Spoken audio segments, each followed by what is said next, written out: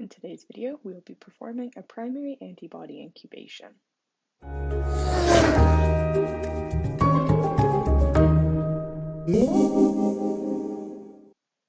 Our first step is going to be performing some washes with these materials. First, we're going to take our blot and put it in methanol to reopen the membrane. Once in the container, this will go on the shaker for approximately 30 seconds.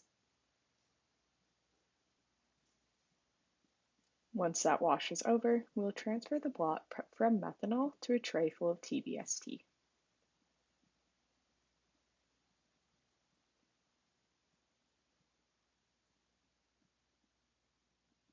Here I'm using flat forceps to ensure I only grab the corner of the blot, avoiding damaging it.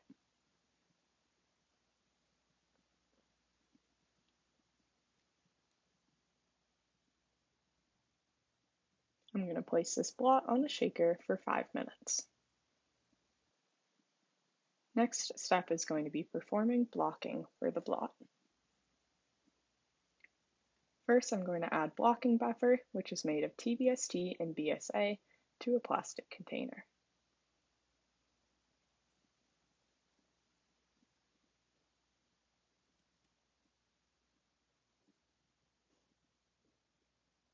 Next, I'm going to transfer my blot from the tray of TBST to the container with blocking buffer.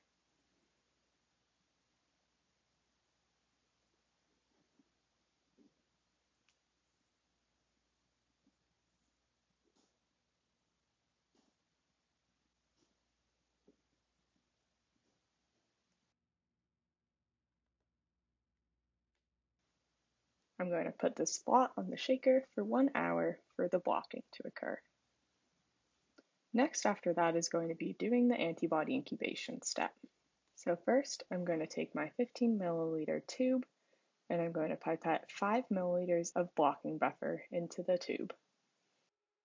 Now I'm going to swap out those P1000 pipette tips for P10 pipette tips.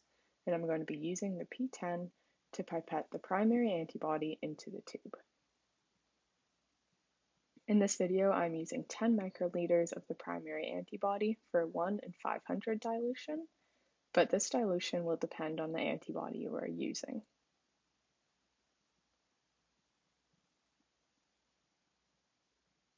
Here I'm mixing by pipetting to ensure I get all of the antibody out of the tube.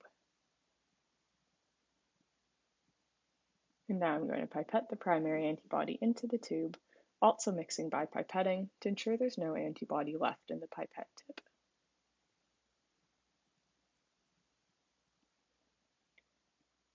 Once that's done, I'm going to put the lid back on the tube, and then I'm going to give it a quick vortex.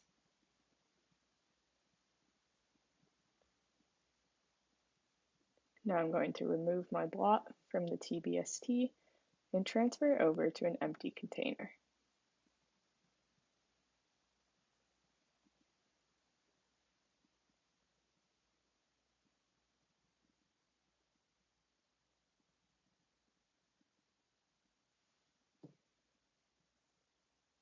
Notice how I'm aligning the blot in the container so that it lies completely flat. Now I'm going to take my diluted antibody and pour it all over the front of the blot.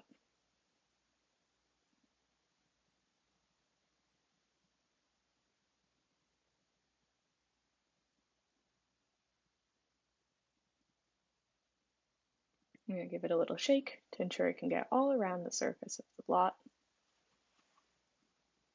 and then put the lid back on.